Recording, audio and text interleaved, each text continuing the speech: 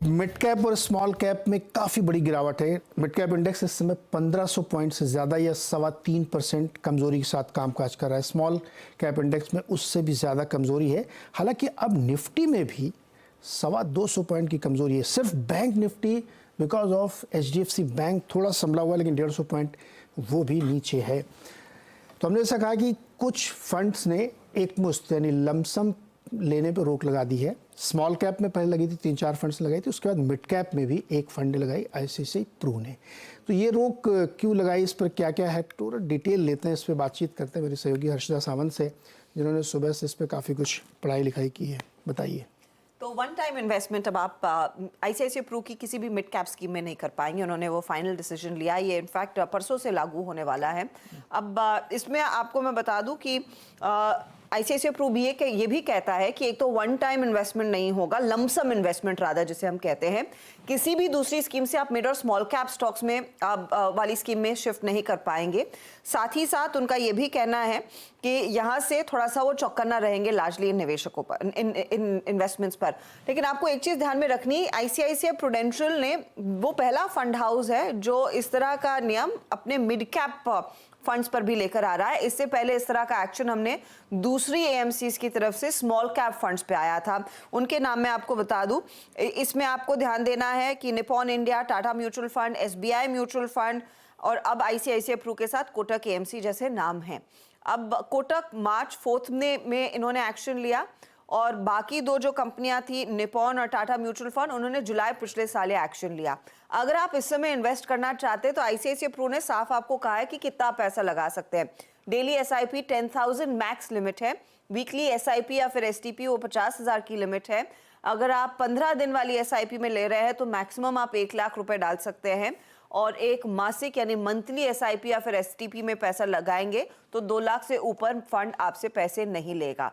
वैसे ही क्वार्टरली के लिए भी वो 6 लाख की लिमिट तय की गई है। तो इस तरह की लिमिट्स आई है एंड आई थिंक ये एक रेयरिटी है, क्योंकि आई डोंट रिमेंबर लास्ट इस तरह का एक्शन कब एक मिड कैप फंड के लिहाज से लिया गया हो। स्मॉल कैप में इस तरह का एक्शन आता हुआ दिखाई दिया है। एक और दिलचस्प चीज ये है कि जहां पर ये आपका कोटक और बाकी फंड्स ने इस साल एक्शन लिया है, SBI म्यूचुअल फंड ने 2020 में किया था अपने स्मॉल कैप स्कीम पर। अब अलग अलग कारण बताए जा रहे हैं कि एक तो मिड और स्मॉल कैप में जो एक तरफा तेजी हुई है उसको लेकर डर है, वैल्यूएशंस काफी ज्यादा महंगे हो गए इस पूरे स्पेस में, उसकी भी चिंता ऑफ कोर्स है। बार बार हम रेगुलेटर की तरफ से स्टेटमेंट सुन रहे हैं कि एक बबल बन रहा है, बबल को ज्यादा बड़ा नहीं बनने देना है, इसीलिए सतर्क रहना चाहिए।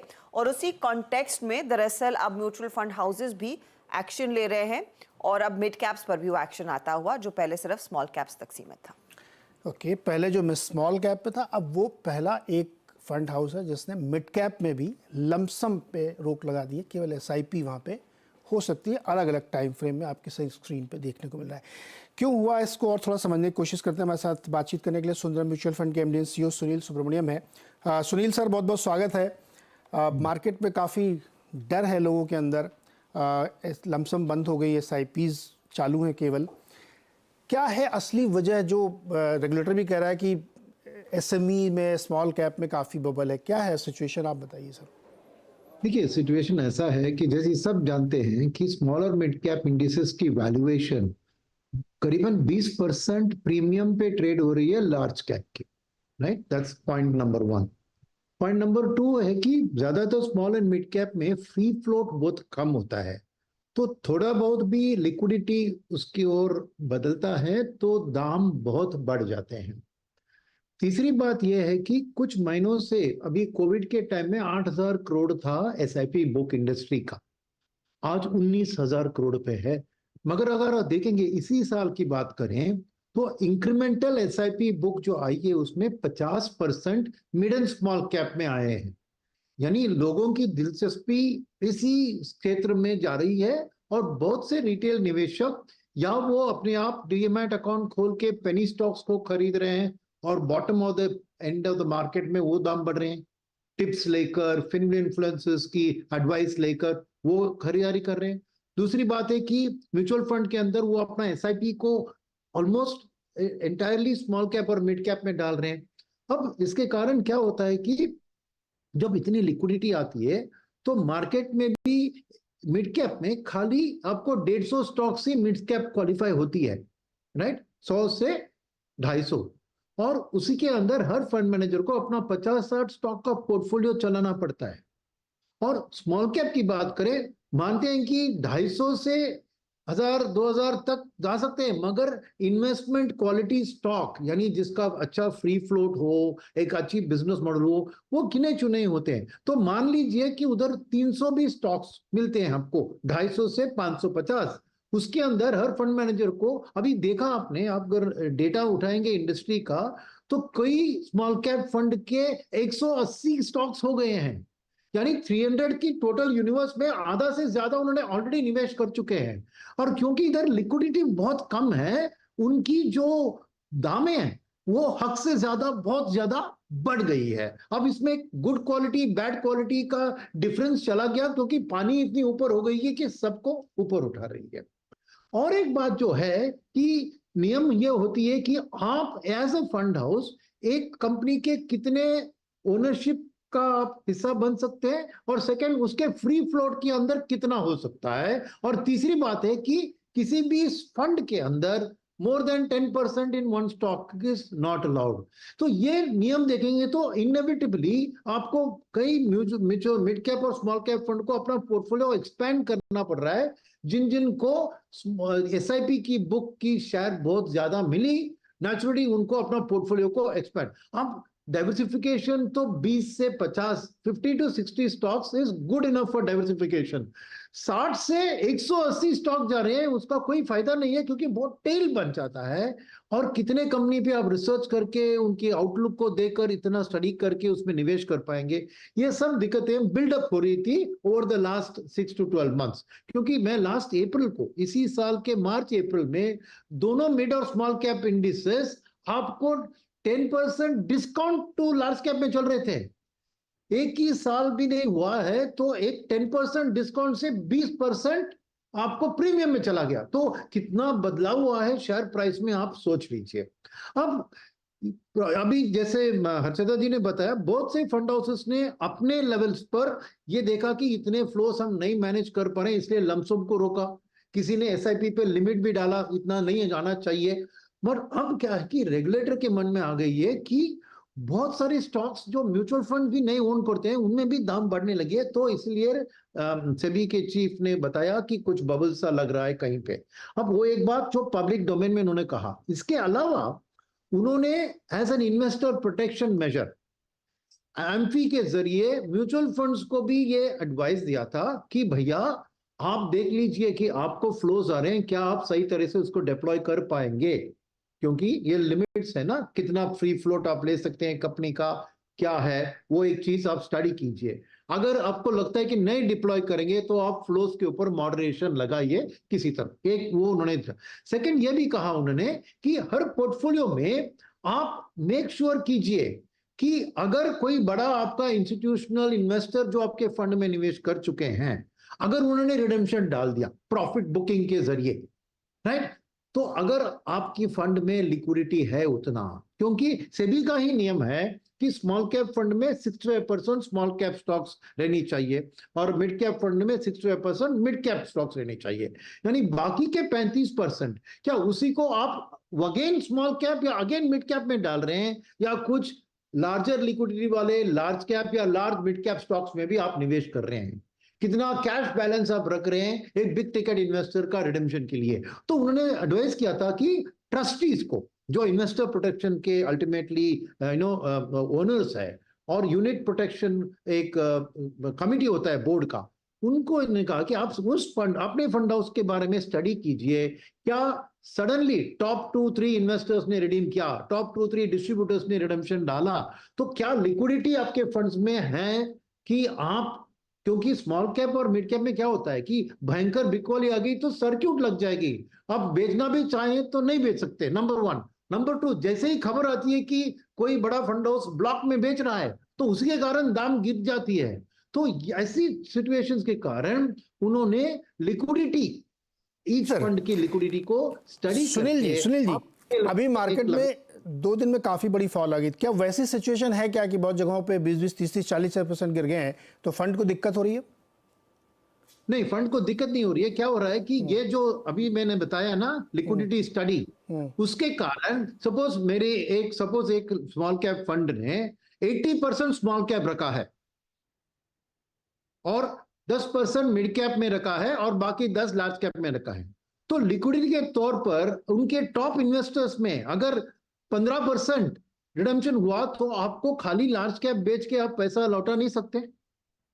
तो 80% एक्सपोजर इन स्मॉल कैप सही है कि नहीं, ये उनका इंटरनल रिस्क कंट्रोल बता रहा है। इसीलिए मेरे ख्याल में वो अपना 80 को 70, 75, 65 तो मिनिमम रखना है, उसके ऊपर पैर कर रही है। इसलिए थोड़ी सेलिंग आ रही है क्योंकि हर फंड अपने तरफ से थोड़ा लिक्विडिटी बढ़ा रही है in non small cap, non mid cap, यानी ज्यादातर इन लार्ज कैप, या कोई फंड हाउस कैश में भी रखने की कोशिश कर रही है। तो सेलिंग का एक कारण ये भी है कि फंड हाउस जी, सुनील जी, बिल्कुल पॉइंटेड बात आपने कही कि फंड हाउस अपनी लिक्विडिटी मेंटेन करने के लिए जहां और एक्सपोजर था मिड स्मॉल कैप में, उसमें थोड़ा बेच के कर रहे, इस वजह से भी ये गिलवाली, क्योंकि फंड हाउस की बिकवाली। अब जैसे 19,000 करोड़ की SIP आ रही है, उसमें से आधा मान लीजिए कि मिड स्मॉल कैप की तरफ होगा, 8-9 हज़ार करोड़, उसमें से लमसम का हिस्सा कितना होता है?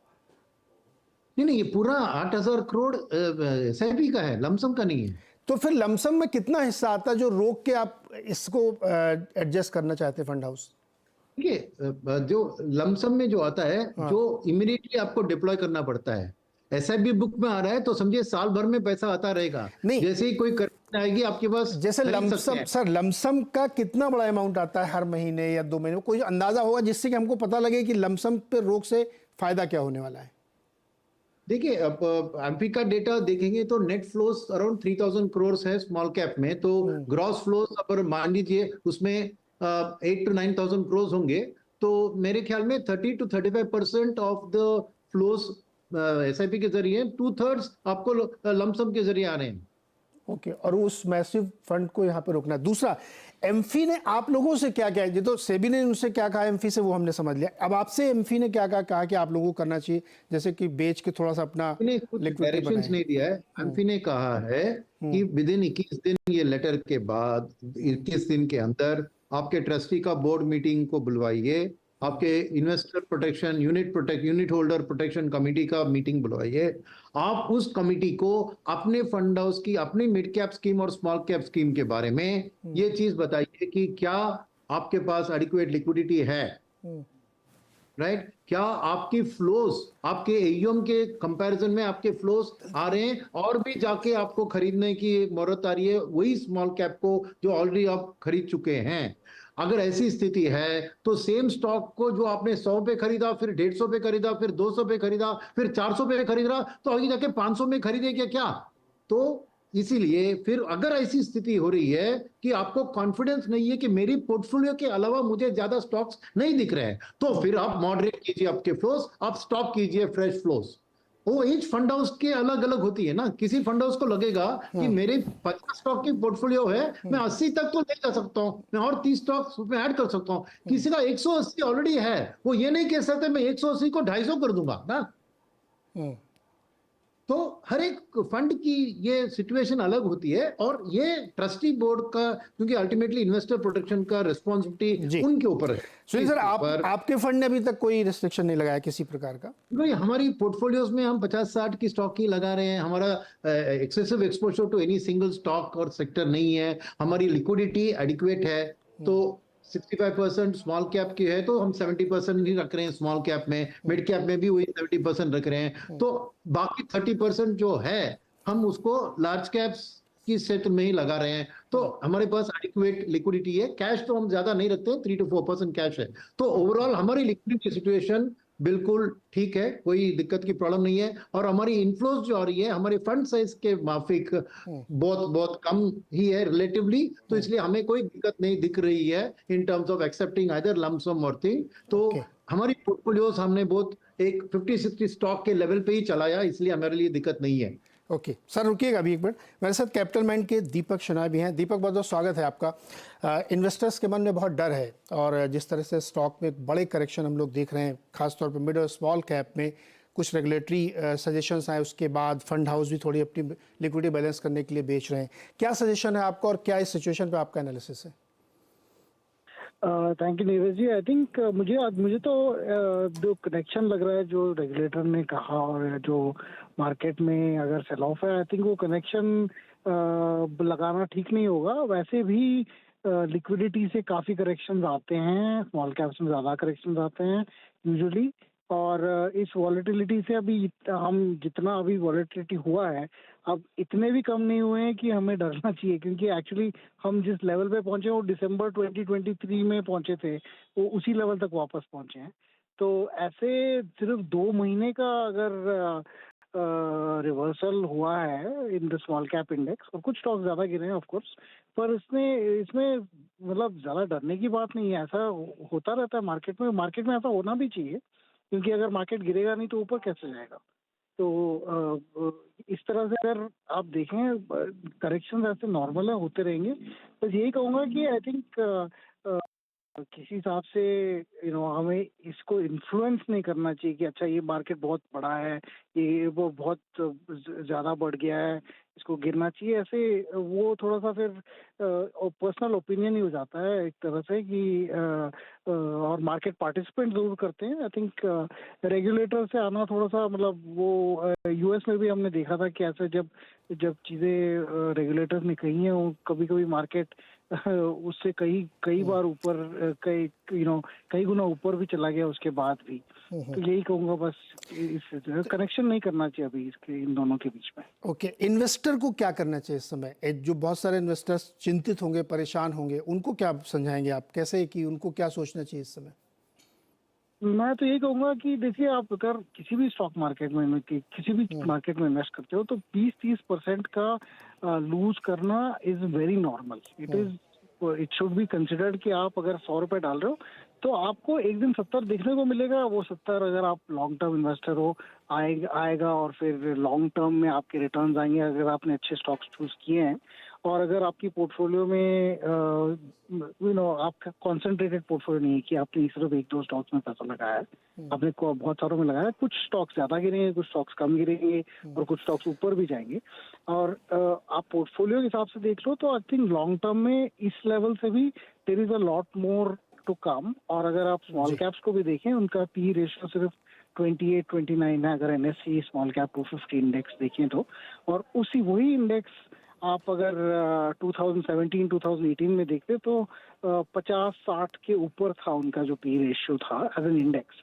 तो ये भी नहीं है कि इतना एक्सपेंसिव है कंपेयर टू द पास्ट। तो मुझे ये लगता है कि नॉर्मल लिक्विडिटी वाली करेक्शन है ये। अगर आपकी कंपनीज अच्छी हैं तो लॉन्ग टर्म में आई थिंक आपको you should definitely keep them, not get scared कि मार्केट वॉलेटाइल हो गया है, मार्केट ऊपर नीचे चला गया है। आई थिंक वो टाइमिंग वाला जो सिस्टम है वो अलग, वो मोस्टली टेक्निकल की तरह से ट्रेडिंग करना चाहिए, नॉट फंडामेंटल।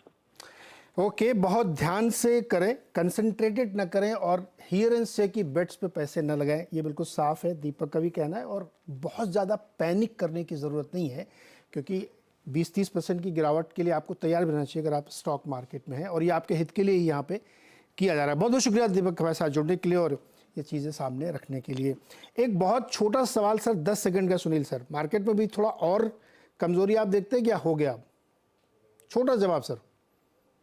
नहीं, और है वॉलेटिलिटी, अभी वोलेटिलिटी और रहेगी। ओके, बहुत बहुत शुक्रिया सुनील सर हमारे साथ जुड़ने के लिए और तस्वीर साफ करने के लिए कि जो मिड और स्मॉल कैप में बहुत ज़्यादा एक्सुबरेंस था उससे चिंता बढ़ी, और इसीलिए म्यूचुअल फंड्स अपने लिक्विडिटी को मेंटेन करने के लिए जहां बहुत ज़्यादा एक्सपोजर था बेच रहे हैं, जिससे कि कोई इवेंचुअलिटी आए तो उनके पास वो सिस्टम होना चाहिए जिससे वो मैनेज कर सकें।